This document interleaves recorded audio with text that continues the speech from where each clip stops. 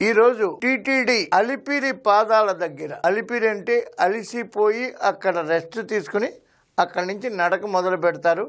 ఆ విధంగా అలిపిరి అనే పేరు వచ్చింది. అక్కడ శ్రీ మహావిష్ణువు విగ్రహం పడిపోయింది, మలమూత్రాలు బీరు బాటిల్ దగ్గర పడిపోయింది అని ఒక మహానటుడు, మాజీ టిటిడి చైర్మన్, గర్వానికి నిలువెత్తు రూపం కరుణాకర్ రెడ్డి గారు మాట్లాడుతున్నారు. పైగా నేను ఒక పెద్ద హిందువుని, 2 సార్లు టిటిడి చైర్మన్ చేశాను, బోర్డు మెంబర్ చేశాను 3 సార్లు అని మాట్లాడుతున్న ఆయన పాపం కూతురు పెళ్లి క్రిస్టియన్ సాంప్రదాయంలో చేశారు. ఆయన పెద్ద హిందువు అట. హిందూ దేవుళ్ళకి వ్యతిరేకంగా మాట్లాడినటువంటి మహానుభావుడు పెద్ద హైందవ సాంప్రదాయం గురించి మాట్లాడుతున్నాడు. మన దౌర్భాగ్యం ఇవాళ భారతదేశంలో నరలేని నాలిక ఎవడైనా ఎన్నే మాట్లాడతాడు. ఆ శిల్పి కొడుకు వచ్చి చెప్పాడు, మునుస్వామి అనే ఆయన కొడుకు వచ్చి చెప్పాడు, ఒక దశాబ్ద కాలం క్రితం ఆర్డర్ ఇచ్చినటువంటి ఒక శనీశ్వరుడు విగ్రహం అది సరిగ్గా రాక ఆ విగ్రహంలో లోపాలు ఉండటంతో ఒక దశాబ్ద కాలం నుంచి ఆ పాడుపడిపోయిన ఖాళీ స్థలంలో ఉంది. కరుణాకర్ రెడ్డి గారు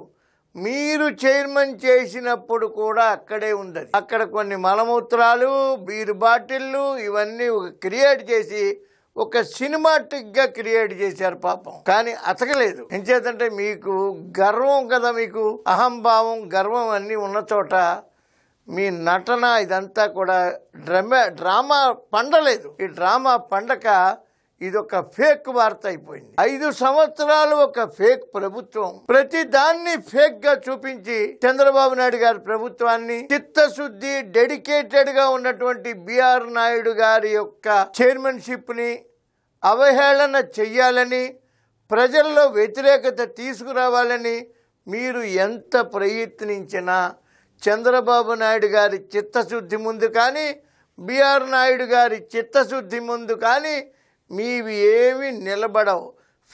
ఫేకే. ప్రజలందరూ తెలివి మీరారు. మీరు ఎప్పుడో 1960, 1940 లాగా అమాయక ప్రజలు కాదు. ఇది 2024. 151 సీట్ల నుంచి మిమ్మల్ని 11 సీట్లకి పడగొట్టారు. 140 లాగేసుకున్నారు. పోన్లేని ఎందుకు ఇచ్చారో ఆ 11 మంది కూడా అసెంబ్లీకి రావడం మానేశారు. ఇది దేవుడిచ్చిన తీర్పు. ఇది శ్రీ వెంకటేశ్వరుడు ఇచ్చిన తీర్పు.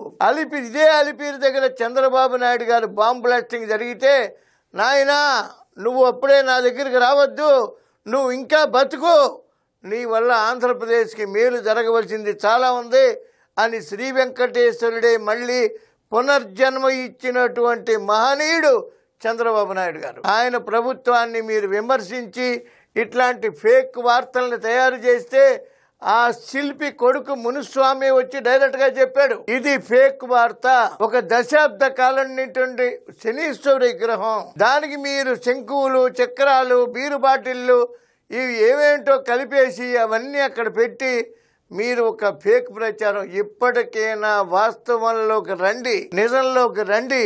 మీ విలువ పెరగాలంటే నిజం వల్ల నీ విలువ పెరగాలే తప్ప ఫేక్ వార్తల వల్ల కానీ, ఫేక్ సృష్టించడం వల్ల కానీ మీ విలువ పెరగదు. మీకు మరింత దిగజారిపోతుంది. జీవితంలో మరోసారి ఎమ్మెల్యే అనే పదం మీ పేరుకి తర్వాత ఉండదు. మళ్ళా జీవితంలో అసెంబ్లీకి రాలేరు కూడా. శ్రీ వెంకటేశ్వరుడితో పెట్టుకున్న ఎవడైనా సరే నాశనం తప్పదు. తప్పు చేసిన వాళ్ళు శిక్ష అనుభవించక తప్పదు. ఓం నమో వెంకటేశాయ.